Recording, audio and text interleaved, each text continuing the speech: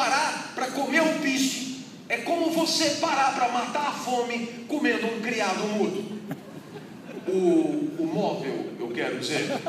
É claro, um pombo também nasce sabendo viver como pombo, também não inventa, também tem toda a sua vida programada pela sua natureza de pombo. Pombo não come filé. E aí a gente aprende a primeira coisa, anote no seu bloquinho, a filosofia te ensina: você não é nem gato, nem pombo. E qual é a diferença? A diferença é que quando você nasce, você não nasce sabendo. Quando você nasce, a tua natureza é pobre, o instinto é insuficiente. A natureza não dá conta da vida. Cabe ao homem transcendê-la, ir além, fazer acontecer. Cabe ao homem dar um caminho para a vida que a natureza não sabe dar. Porque a natureza não é complexa o suficiente para enfrentar a complexidade da existência humana. E é por isso que o homem tem que ir além. O homem inventa, cria, improvisa, inova, empreende, pensa em soluções nunca pensadas para situações nunca vividas antes. Ninguém na natureza vive assim. Só o homem é livre, livre para escolher seu caminho, condenado a escolher a sua própria vida, gestor da própria história, criador da própria trajetória. Ninguém é assim. Por isso é claro que se o homem tiver com fome, ele faz o que for preciso. Ele come o alpiste, hoje ele chama de linhaça, parece que faz bem à saúde. Ele come também o filé assado, cozido na chapa, frito a cavalo. Se o calo apertar, ele come o gato, é claro. Ele come o pombo, ele come secretária, sensorista, enfermeira, boneca inflável, cabra, buraco de fechadura, moça de eventos. Não sei porque me ocorreu esse exemplo. Antigamente se dizia que o céu é o limite, mas o homem já furou o céu há muito tempo. Na verdade, para o homem não há limite, só te resta fazer acontecer. A vida sempre esteve na tua mão. O esquisito é se queixar. Se um gato nasceu gato e não gostou de ser gato, ele está fudido e vai ter que viver como gato até morrer. Agora, se você nasceu e não gostou do que viu hoje, você troca com facilidade. Homens viram mulheres fácil, mulheres viram homens, gordos lipoaspiram, magros siliconeiam, cabeludos raspam, carecas implantam, branquelas bronzeiam, e agora a moda, bronzeados esbranquiçam quando dançam e cantam bem. Você faz da tua vida o que bem entender. O esquisito é se queixar. Sempre esteve na tua mão, condenado que é a ser livre. Claro que essa liberdade sempre permitiu ao homem se definir como superior ao resto da natureza. As frases que o homem sempre usou para se definir não mentem. Estamos a meio caminho entre os animais e Deus. Somos filhos de Deus. Fomos feitos à imagem e semelhança de Deus. E se somos assim, tão superiores ao resto, é por uma única razão. Porque sabemos que somos livres para escolher o nosso caminho. Sabemos que somos gestores da própria história e por isso responsáveis por ela. Ninguém mais na natureza é assim. Tudo pode parecer um privilégio. Afinal de contas, essa superioridade é bem bacana. Como seria triste ser como uma pera. Mas na hora que você vai viver a tua vida de carne e osso, você se dá conta que essas escolhas típicas de quem é livre nem sempre são tão tranquilas. Afinal de contas, escolher entre o bom e o bom é curiosamente ruim. Escolher entre o ruim e o ruim é muito pior. A única escolha confortável é a escolha entre o bom e o ruim. Mas essa, vamos combinar, não é na verdade uma escolha. O fato é que a vida se impõe. Temos que continuar vivendo. O mundo não sai da frente. E tudo depende das nossas escolhas. E nem sempre é fácil escolher. Escolher o melhor caminho é escolher o caminho que mais vale a pena viver. Porque tudo é uma questão de valor para quem tem que escolher. Escolher é identificar o maior valor. E é claro, como atribuir valor a possibilidades de vida, sobretudo antes de vivê-las. Você sabe, claro, o professor dá nota 8 ao aluno. 8 é o valor da prova. E a pergunta é: o que foi preciso para essa atribuição de valor? A resposta, o professor comparou a prova do aluno com o gabarito, com a prova nota 10, com a referência. Fica óbvio, não há como atribuir valor sem comparar a uma referência. Aí, o professor aplica o mesmo gabarito para todas as provas e rapidamente ele identifica a prova de maior valor, a melhor prova. Você então, rapidamente pensa, bom, façamos o mesmo com a vida. Tomemos o gabarito da vida e aí toda vez que várias possibilidades de vida passarem pela nossa cabeça, aplicamos o gabarito a todas e identificamos sempre a melhor vida a viver. A dificuldade começa agora. Diferentemente da prova do professor, que é uma só, o gabarito que é único, na hora de viver, são muitas as referências, são muitos os valores, são muitas as respostas certas, e o que é pior, contraditórias entre si. É o que Edgar Morin chama de valores complexos. O que faz com que, dependendo do gabarito que você escolher, a resposta certa da vida será uma ou a sua contrária, deixando você em dramática situação. Tomemos, por exemplo, o exército. Lá, o primeiro valor do banner é a disciplina. Isso quer dizer o quê?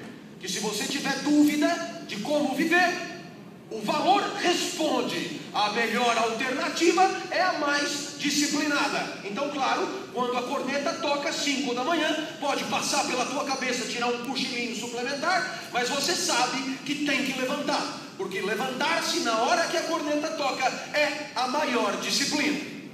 Mas eu tenho uma casa em Serra Negra, lá tem um asilo, eu ajudo o asilo. No asilo tem um banner com valores e referências para a convivência. E lá o primeiro valor é o repouso. Lá quando alguma corneta toca, os velhinhos sabem que podem continuar dormindo.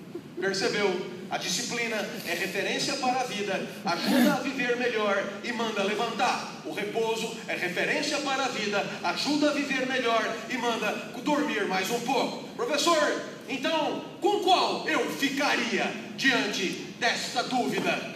Esse é o momento de fazer um esclarecimento. É muito comum que quando um professor de ética tome a palavra, a expectativa seja que ele traga no bolso a resposta certa da vida, a resposta certa da convivência. Como temos que fazer para conviver eticamente? É muito comum alguém chegar e perguntar: é ético fazer isso? Como se houvesse um gabarito único, como se a resposta fosse uma só, e houvesse a vida certa e todas as outras vidas erradas, vidas equivocadas, vidas imorais. Pois aqui vem o esclarecimento. O professor de ética não tem a resposta certa da vida. Quem tem resposta certa para a vida costuma se auto-apresentar como guru. E o mundo das empresas adora gurus. Custam caro, mas vale a pena. Com eles não há dilema, não há dúvida. Eles têm 10 lições para se dar bem. Aplique e não tem erro. É bacana assim. O vendedor de soluções, o guru, quase sempre vem de longe, cobra caro pelas suas lições. O vendedor de lições, o guru, ele tem o mesmo princípio do vendedor de ungüentos em cidades do interior de antigamente. O vendedor de ungüento trazia numa garrafinha uma espécie de uma pomada, uma meleca qualquer, e garantia que aquela meleca, aplicada reiteradamente, curaria qualquer mal: espinha, furúnculo, erisipela, dor de corno, mal de alma, depressão, dor de garganta, qualquer coisa. E qual é o princípio de um vendedor de ungüento? Ele vende e cai fora rapidamente. O tratamento demora um pouco mais tempo do que ele precisa para se evadir. É o que acontece com um guru. Pega o avião no dia seguinte, antes que percebam que não há fórmulas corretas para a vida, porque se as houvesse, já teríamos erradicado a tristeza, já teríamos erradicado a canalice, já teríamos erradicado todo e qualquer tipo de injustiça. E todos nós sabemos que isso está longe de acontecer. O professor de ética é o contrário de um guru. É aquele que veio para dizer que o problema é seu entre disciplina e repouso. O problema sempre será seu, porque você é livre. Se houvesse resposta certa, concorde comigo, não haveria liberdade. A liberdade parte do princípio de que não há um gabarito, há muitos, e que você pode escolher, porque ser livre é poder escolher entre ser disciplinado ou tirar um cochilinho suplementar. Mais um exemplo. A minha mãe me ensinou a confiar nos mais velhos. Confiança é referência para a vida, é valor, é gabarito. Quem confia faz o quê? Olhe por mim, não perca essa. A definição de confiança, ela tem 11 séculos, o dobro da idade do nosso país. Ela é de Tomás de Aquino. Quem confia faz o quê? Quem confia tem certeza sobre coisas que não pode verificar. Eu vou repetir: quem confia tem certeza sobre coisas que não pode verificar. Claro que Tomás de Aquino estava pensando em Deus. Evidentemente, quem confia em Deus tem certeza que Ele existe, mesmo sem poder verificar a todo tempo e a toda hora. Mas na hora de conviver, a gente precisa de confiar em mais coisas do que simplesmente Deus. Por exemplo, nos outros, no comportamento dos outros, sobretudo aqueles comportamentos que as pessoas não tiveram ainda. Confiança em coisas que não aconteceram ainda, por isso difíceis de serem verificadas. Você me convidou para estar aqui hoje, eu disse que viria. Quando você me convidou meses atrás, é claro, não podia verificar a minha presença aqui hoje, mas eu disse que viria, você confiou.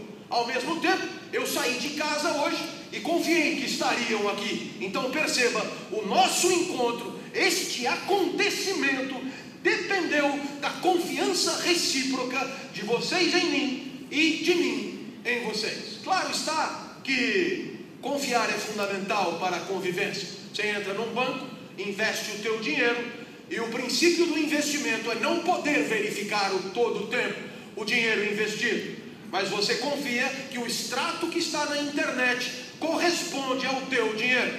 Aliás, se todos os clientes de um banco resolverem verificar o dinheiro ao mesmo tempo, não há banco que resiste. O banco quebra. Então, fica aqui a observação: a confiança não é uma frescura, a confiança não é uma jogada de marketing, não é palavra bonita para botar no banner de valores. Não, sem confiança do cliente, o banco quebra necessariamente. Então a confiança é fundamental. Eu pego muito avião para dar palestra, e toda vez que eu entro num avião, eu penso que aquilo não tem por que voar. No entanto, eu entro assim mesmo, sem checar as turbinas, sem pedir o diploma de pilotagem ao comandante. Eu entro confiando que o avião decolará e aterrissará onde eu preciso chegar. 100% confiança. Alguém dirá, confiança cega. Não precisa exagerar. Toda confiança só é confiança se for cega. Uma confiança que não é cega, a gente chama de desconfiança. A minha mãe também me ensinou a desconfiar. E ela dizia, quando eu ia criança para a escola: não aceite nada de estranhos na rua, não converse com ninguém na rua. A mesma mãe que me ensinava a confiar nos mais velhos, me ensinava a desconfiar, porque sabia que desconfiar também é fundamental para conviver.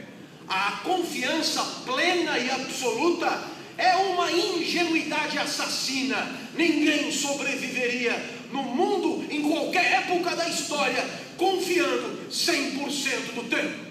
Então é claro, confiar é preciso, desconfiar é preciso. Professor, o senhor quer me enlouquecer? Quer dizer que confiança e desconfiança são valores? Naturalmente. Com qual eu fico? Já disse que o problema é seu. Pelo que o senhor falou, é melhor confiar. Não coloque palavras na minha boca. Confiar é fundamental, mas desconfiar é bacana também. Quantos chifres você teria evitado se tivesse desconfiado mais? Professor, não fale assim, nunca me puseram chifre. Eu falei, desconfie mais. Tamanha ingenuidade é corrosiva. Eu tentei te avisar. Quem disse que também não sou autoajuda? Mas o problema é seu. Quer continuar confiando? Cada um sabe onde tem seus calos. É claro que a incerteza pairará. e junto com a incerteza um sentimento desagradável de sentir. Esse sentimento é típico de quem é livre para escolher a própria vida, por isso é sentimento exclusivamente humano. Chama angústia. A angústia é o sentimento daquele que percebe que a vida depende de sua escolha e não tem certeza do melhor caminho. A incerteza pairará e a angústia te acompanhará sempre. Professor, não era motivacional a palestra? A angústia te acompanhará sempre. Se você quiser, a gente canta no final. Se você quiser, a gente pode se abraçar. Eu aprendi com uma monja, ela me garantiu, enquanto a gente se abraça, a gente é feliz. E logo deduzi, quando o abraço acaba, a angústia volta. Aliás, dependendo de quem você estiver abraçando, a angústia já começa durante o abraço. Claro, a angústia te acompanhará. Eu dava essa aula, aproveito para me apresentar. Meu nome é Clóvis, sou professor de ética da Universidade de São Paulo, aqui do lado do rio. E naturalmente somos 3 professores titulares de ética da universidade, e a disciplina é oferecida em 59 cursos diferentes, o que faz com que nós tenhamos sempre auditórios cheios. É difícil alguém levantar a mão. Mas quando eu disse a angústia te acompanhará, uma jovem levantou a mão. Professor, obrigado pelo conceito de angústia. Eu sempre senti, só faltava a palavra. Nunca tive muita certeza das minhas escolhas. Até mesmo esse curso que o senhor está dando, eu acho que eu não deveria estar fazendo. Eu desconfiei, uma jovem apetecível, capital estético elevado, tinha tudo para ter uma visão mais ingênua da vida. Nem a faculdade ela paga e já vai sair dali empregada. Eu achei que ela não precisava angustiar tanto. Desconfiei dela. Você pode dar um exemplo? Professor, o meu namorado estuda engenharia aqui na frente. Escola Politécnica, mecatrônica é o curso. O senhor pode imaginar o tipinho, mas eu gosto dele. Em Corpus Christi a gente não tem aula, é semana do saco cheio. Então a gente aproveita para fazer o JUCA, Jogos Universitários de Comunicação. Normalmente é em Avaré, esse ano foi em Guaxupé. E eu falei para o meu namorado, vem comigo, aproveita, não tem aula, vamos descansar um pouco, vamos divertir. Ele não pôde ir, estava fazendo um robô, terminando um robô. Faltavam só 2 chifres assim para o robô ficar pronto. Fala você! Quando eu cheguei em Guaxupé, percebi que o esporte era um pretexto muito sem vergonha daquele encontro. Não diga o que as pessoas estavam fazendo, sacanagem, professor. O que é exatamente sacanagem? É sexo, professor. Eu olhei para aquela moça e imaginei algumas centenas como ela em Guaxupé, fazendo sexo. E lamentei muito no íntimo nunca ter sido convidado para esse tal de jogo. O que sobra para mim hoje é festa de formatura. Sucesso eu faço com as avós dos formandos.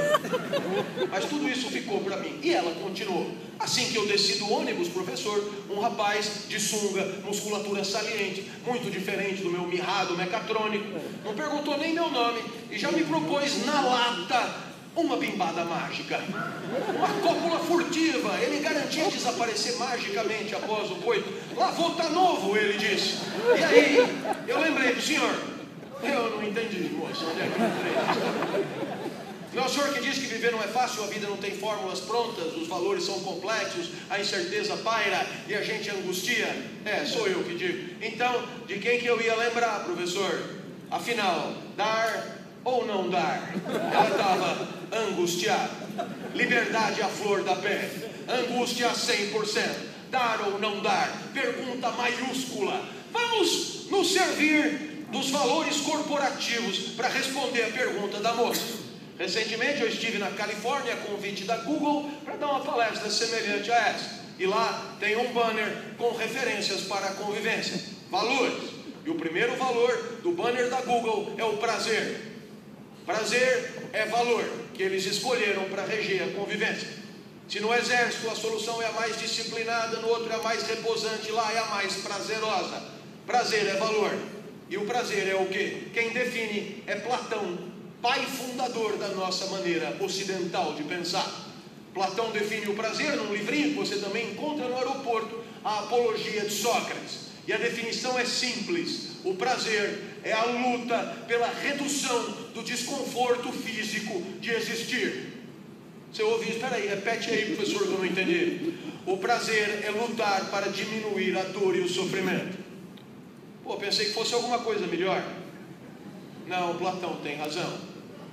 Quando você come é para diminuir a fome, bebe para diminuir a sede, põe casaco para diminuir o calor, tira o casaco para diminuir o calor. Agora, você percebeu, estamos o tempo inteiro correndo atrás do prejuízo e tentando diminuir o desconforto. Ah, mas e o orgasmo? Oh, o orgasmo é tão excepcional que não dá para fazer definição com ele. É rápido, não é? Quanto tempo dura um orgasmo? Para vocês de shopping center, eu não sei. Agora, para nós lá na universidade é 5 segundos, mais ou menos. Quando eu era mais jovem, 8 segundos. Se você for um gozador excepcional, um gozador de publicidade mesmo, uns 10 segundos. Agora, quanto tempo dura uma enxaqueca? Você já imaginou orgasmo com prazo de enxaqueca? Você começa a gozar hoje e termina domingo. Vira uma uva passa. É melhor tirar o orgasmo, ele é muito raro. Se der para dar uma gozadinha é melhor. Mas o prazer é diminuir o sofrimento. Claro que pelo prazer ela já deveria ter dado para o marombado de sunga. Continuemos com o Google. O segundo valor é o respeito. Quem respeita faz o quê? A definição desta vez é de Spinoza, século 17. Quem respeita considera a alegria e a tristeza do outro como efeito da própria decisão de vida. A título de exemplo, se eu respeito vocês, é porque considero vossas alegrias e tristezas na hora de decidir as coisas que vou lhes dizer. O respeito pelo mecatrônico, o respeito pela tristeza do chifre, o respeito pelas cláusulas morais que ela mesma propôs, recomendam a castidade. Viu só? O primeiro valor manda dar, o segundo valor manda não dar. E aí, professor?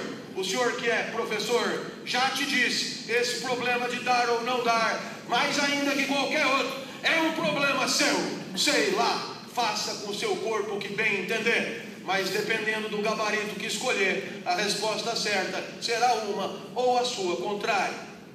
Eu dava essa palestra numa multinacional aqui perto, dessas que faz de tudo, de pinico a bomba atômica, passando por shampoo e sorvete.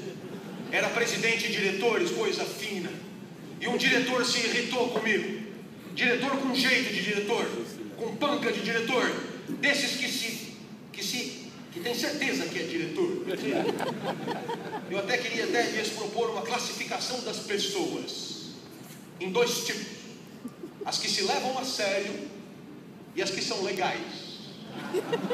O diretor estava na primeira categoria, levantou o braço e disse: professor, quer dizer que o prazer manda dar, o respeito manda não dar? Quando a gente contrata um consultor para seu governo, é para nos trazer respostas certas sobre o que precisamos saber.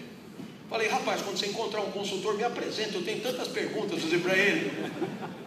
O senhor não poderia botar no PowerPoint uma tabela com os valores em ordem decrescente de importância? Ele queria saber qual que vale mais, o prazer ou o respeito. Falei: não vai dar. Não sei o que é um PowerPoint. Ele não entendeu a ironia. Pode pôr na lousa. Falei: o problema não é o PowerPoint, é a porra da tabela. Eu acho que ela não existe. Para ele entender rápido, um exemplo fulminante. E eu perguntei para ele: sabe Deus? Ele falou: lógico. Normal, né? Costuma trabalhar no mesmo andar de um diretor. Quando Deus mandou para Moisés, por e-mail, os 10 mandamentos, mandou valores, mas não disse que o quarto vale mais do que o quinto. Se tiver conflito entre eles, você que se vira. Agora, como Deus é mais elegante que o professor, ele não diz para você: o problema é seu, você que se vira. Ele chama isso de livre-arbítrio. É porque não tem tabela que tem livre-arbítrio. É porque não tem tabela que tem liberdade. É porque não tem tabela que você não é gato. É porque não tem tabela que você tem que escolher. O problema é seu, a bola sempre esteve com você. Mas o diretor não tem culpa. Quando ele vai lá na livraria do aeroporto, momento de maior intimidade que ele tem com livros, o que ele encontra para comprar? Eu vou resumir o mercado editorial para você. 10 lições para ser feliz, 10 lições para ser líder, 10 lições para ter sucesso. Passo a passo do êxito. Como eliminar seu chefe, como eliminar seu adversário, como enfiar o pé na jaca, como dar prazer na cama, como aumentar o tamanho do seu negócio. O negócio é um empreendimento, claro. Pois tem o poder da sedução, o poder da inteligência, o poder da língua, o poder da vida, o poder do discurso, o poder do caralho, o poder do... Depois tem 7 hábitos do homem eficaz. Depois tem outro livro, 7 hábitos do homem altamente eficaz, para homens com mais de 1,80, claro. Depois tem o 8º hábito, porque a cara dura não tem limite, porque os 7 primeiros não garantiram o que prometeram, foi preciso o 8º e haverá o 9º, porque é preciso que haja um vendedor de fórmulas, enquanto houver gente angustiada e desesperada para encontrar uma solução que os liberte da liberdade de escolher. Funciona assim. Tudo isso vende demais porque você não suporta a angústia de ser livre. Tudo isso vende demais porque você adoraria que houvesse uma fórmula que pusesse fim a essa necessidade de ser criativo e gestor da própria história. Tudo isso vende porque a autoajuda é que nem a cola na escola. Você não sabe a resposta e copia do vizinho, mas na autoajuda o vizinho errou. Se é para errar, erre você por conta própria. Não tem nada mais humilhante do que abrir mão da própria liberdade e ainda se equivocar redondamente em nome de fórmulas que talvez tenham feito a felicidade de alguém em algum momento, em algum lugar distante, mas que não tem razão nenhuma para dar certo inexoravelmente em qualquer lugar do mundo, para qualquer pessoa, dadas as características tão particulares das nossas próprias vidas, dos nossos próprios corpos. Então, é claro, isso tudo me faz lembrar do Muricy, técnico que já treinou grandes clubes, mas que tem estado em decadência. Hoje se ocupa de clubes de expressão regional. O Muricy estava no Japão e deu uma entrevista fantástica, como todas que ele dá. E ele disse assim, abro aspas: se o Santos fosse jogar contra o 15 de Jaú, eu punha 2 ou 3 que sabem o que fazer com a bola, e depois eu ponho qualquer um que o Santos ganha de qualquer jeito. Mas nós não vamos jogar contra o 15 de Jaú. Para jogar contra o Barcelona, eu não posso me dar o luxo de ter no time jogador moita, jogador que não sabe o que fazer com a bola, jogador que tem medo de improvisar, medo de arriscar, medo de surpreender o adversário, jogador que faz sempre a mesma jogada, jogador que se esconde atrás do marcador, jogador que pede a Deus para não receber a bola, enfim, jogador que está torcendo para o jogo acabar logo. E eu percebi que aquele discurso valia para qualquer lugar, não só para o Santos. Eu percebi que, na verdade, no mundo de hoje, a gente só joga contra o Barcelona. Ninguém mais joga contra o 15 de Jaú, a não ser o 15 de Piracicaba. E aí é jogo de cachorro grande. Até mesmo a universidade, lugar tido e havido como paquidérmico e pouco competitivo. Recentemente a mídia televisiva fez da minha universidade um espaço de maconheiros. Assim foi dito. A USP virou um espaço de maconheiros. No entanto, quando saem os rankings internacionais, a minha universidade é a única que representa o Brasil. Entre as 100 melhores num ranking do mundo, entre as 30 melhores do mundo em outro ranking, a melhor do hemisfério sul, a melhor da América Latina, a melhor do Brasil sempre. Eu acho que anda faltando maconha nas outras escolas.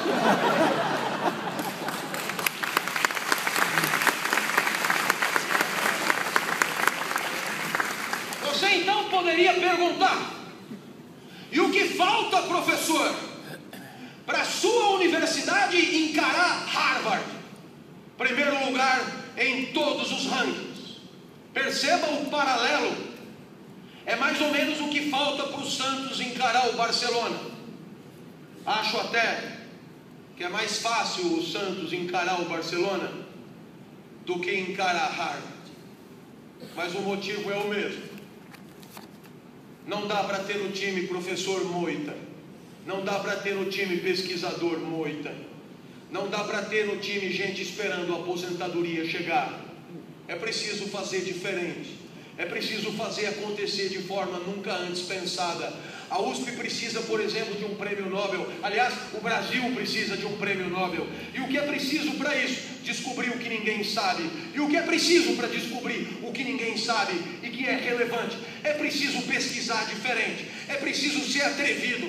É preciso arriscar. É preciso suportar a chacota da heresia.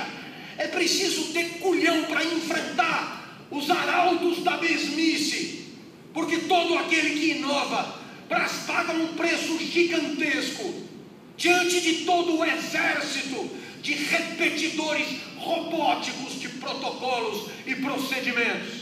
Eu entendo, é tão mais fácil chegar segunda-feira no trabalho e fazer o que você sempre fez, mas talvez o mundo contemporâneo não tenha mais lugar para gente assim. Talvez tenhamos que cada vez mais frequentemente jogar contra o Barcelona. E para encarar o Barcelona vai ser difícil, fazendo sempre a mesma coisa e do mesmo jeito. O certo e o errado no final depende de nós. Por isso eu digo para os meus alunos no primeiro dia de aula: venha na primeira. Ela é obrigatória para você saber meu jeito, para você conhecer meus valores, para você entender como é que eu ensino. Depois você volta se quiser. Agora, se voltar, volta para jogar o jogo. Volta para aprender a pensar. Volta para aprender a pensar sobre a convivência, objetivo único de qualquer curso de ética. A maioria volta. Quase todo mundo volta. E ainda traz a mãe. Professor, eu voltei para casa, contei como foi a primeira aula, minha mãe não acreditou, trouxe para ela ver, dá para ela entrar? Deixa eu ver a mãe primeiro. O que o menino queria mostrar para a mãe? A aula não pode ser, ele gostou da primeira, mas agora a aula é a segunda. Assim mesmo ele veio. Ele veio sem verificar a segunda aula. A isso chamamos confiança no professor. Confiança no que exatamente? Que eu seria fiel aos meus valores. Eu tenho 3: energia, exemplos e palavrão. Esse é o meu banner. Esse é o meu jeito. Quem gosta, volta. Quem gosta, me chama de novo. Quem não gosta, não precisa passar nem perto de mim. A convivência ética é isso: autenticidade, fidelidade aos próprios valores. E que cada um escolha seus parceiros. Que cada um escolha aqueles com quem comungará valores e conviverá felizmente. É tentador ser infiel, eu reconheço. Num mundo em que você é avaliado pelo que você vende, num mundo em que você vale pela sua eficácia, num mundo em que você tem que atender uma demanda complexa e heterodoxa, é normal que você tenha que ser X e o contrário de X ao mesmo tempo. É o que recomenda o vendedor pitbull. Seja o que a demanda quiser que você seja. A tentação é grande de negar os próprios valores, de atender a demanda, seja a demanda qual for. A tentação é grande de vender de qualquer jeito, mas há um risco: depois de vender tudo, ser aplaudido e ganhar bônus, você volta para casa sem lembrar direito quem é. De tanto mentir a teu respeito, você não se lembra mais do teu verdadeiro jeito. Afinal, você se liquefez. Você está pronto para ser o que quiserem que você seja. Você desapareceu. Você é geloide. Você deixou de ser. Você é mais uma vítima da eficácia. Pois é, talvez, sendo fiel aos próprios valores, a gente tenha que abrir mão de alguns ganhos. Qual é a vantagem disso? Deixar claro para todo mundo qual é a tua praia. Porque quem gostar vai ter certeza do que vai encontrar. Voltará sempre, fazendo do seu negócio um negócio que dura, sustentável E quem não gostar, bem, esse procurará teus concorrentes. Concorrentes em serviços, concorrentes em valores. Nenhum problema. Uma senhora da Liga das Senhoras Católicas me ligou. Professor, eu sou sua aluna da terceira idade, lá da USP. Queria te agradecer pelas aulas e queria te fazer uma proposta. Eu queria que o senhor desse uma palestra para nós. Eu vou vender caro o ingresso e o dinheiro vai todo para as crianças com câncer. Eu falei, fechou, pode marcar. Só mais uma coisa, eu tenho umas amigas da Liga mais idosas do que eu. Pensei, nossa, então, não dá para o senhor dar uma maneirada? Como assim dar uma maneirada? Ah, o senhor fala essas palavras, é melhor dar uma maneirada, não custa nada. Custa sim, dona, custa meu jeito, custa minha maneira de ser, custa meus valores. E depois pensa comigo, quem vai comprar os ingressos? Todo mundo que adora o senhor. O que eles têm o direito de esperar de mim? Que o senhor seja como o senhor sempre é. Por acaso eles esperam que eu dê alguma maneirada? Não, eles não. Então por que traí-los, dona? Por que traí-los? Avisa lá suas amigas higienizadas. Se quiser ajudar as crianças com câncer, vai ser com caralho e tudo.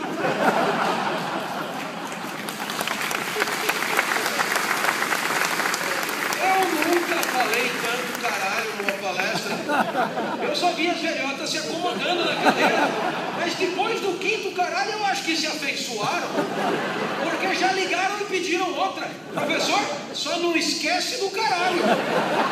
Dona, tem coisas difíceis de esquecer em casa. Os valores, por exemplo. Acho que você entendeu.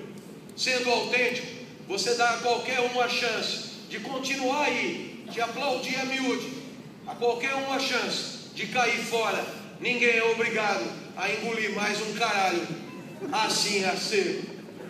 Acho que você percebeu. A bola está na nossa mão. A ética é a arte da convivência. E decidir como vamos conviver só depende de nós, de quem convive. As formigas convivem de um jeito muito estranho. A maioria delas trabalha o tempo inteiro.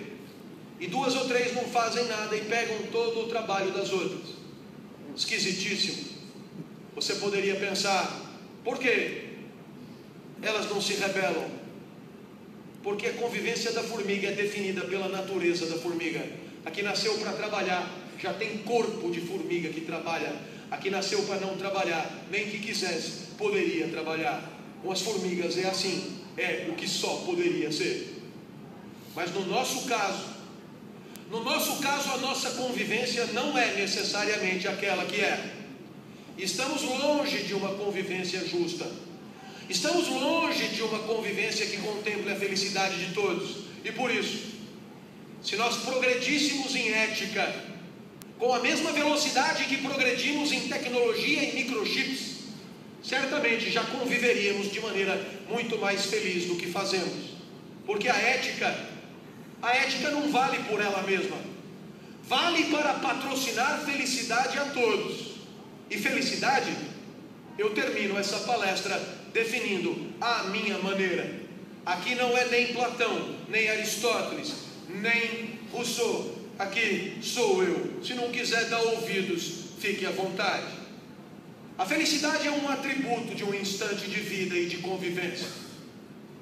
Se a torta de morango tem gosto de morango, a vida tem gosto de felicidade. Mas tem torta de morango ruim, que não tem gosto de morango. Do mesmo jeito que tem vida ruim, que não tem gosto de felicidade. Ah, professor, mas o gosto do morango eu sinto. E o gosto da felicidade? O gosto da felicidade você sente toda vez que você vive um momento que você gostaria que durasse mais um pouco, que você gostaria que não acabasse tão rápido, que você gostaria que se repetisse em algum outro momento e lugar para você estar presente. A vida quase nunca é assim. A gente passa o dia esperando o fim chegar, passa a semana esperando o final de semana, passa o mês esperando o quinto dia útil, passa o ano esperando as férias. O fato é que esperando todos esses prazos acabarem logo, a gente não percebe, mas está torcendo para a vida acabar logo. A felicidade é o contrário disso. É quando você torce para que a coisa demore o máximo possível. Alguém poderia argumentar, mas a vida vai acabar para todo mundo. É verdade. Mas aquele que viveu torcendo para a vida não acabar, viveu muito mais feliz do que aquele que simplesmente contemplou a própria deterioração, esperando a vida acabar. Não era outra minha pretensão para esse encontro. Eu queria te agradecer pela cortesia e pelo crédito de assistir a uma aula de filosofia 1 hora num evento em que a filosofia provavelmente não devesse estar. Eu queria que você entendesse que na verdade o que eu queria é que por um segundo pelo menos você não tivesse sentido o tempo passar, que pelo menos por um segundo você tivesse rido e desfrutado, que pelo menos por um segundo você tivesse lamentado que isso acabasse, que pelo menos por um segundo você tivesse torcido para isso durar um pouco mais, por um segundo pensado em trazer alguém que você ama para assistir ou mostrar na internet. Se uma dessas coisas aconteceu, é porque você foi feliz por um segundo, e eu fui a causa. E sabe, para nós, discípulos do filósofo Cristo, ser causa da felicidade de alguém, nem que seja por um segundo, é a única meta verdadeiramente digna de ser perseguida. Tomara tenha sido o caso. Obrigado pela alegria, obrigado pelo encontro, até uma próxima.